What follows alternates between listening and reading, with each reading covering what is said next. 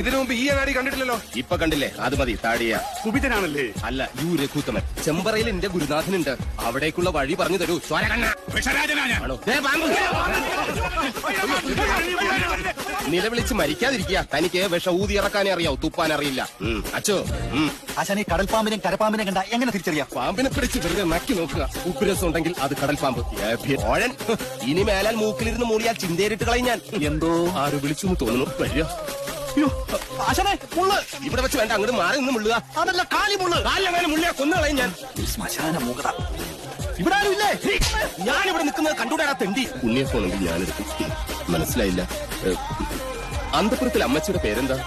ഞാനനന്തൻ. അനന്തപത്മൻ. അമ്മച്ചയല്ല. എന്നാൽ അകത്തേക്ക് പോയി പറയാ, ഉളിയന്നൂർ ആശാരി വന്നിരിക്കുന്നു. വെറും ആശാരിയല്ല, മൂത്താശാരി. അത്ര മൂത്തിട്ടൊന്നുമില്ല. നല്ല അരളിപ്പൂത്ത മണം. അരളിപൂത്ത മണമല്ല, പിന്നെ അവിടെ ആണലി പെറ്റെടുത്ത മണം.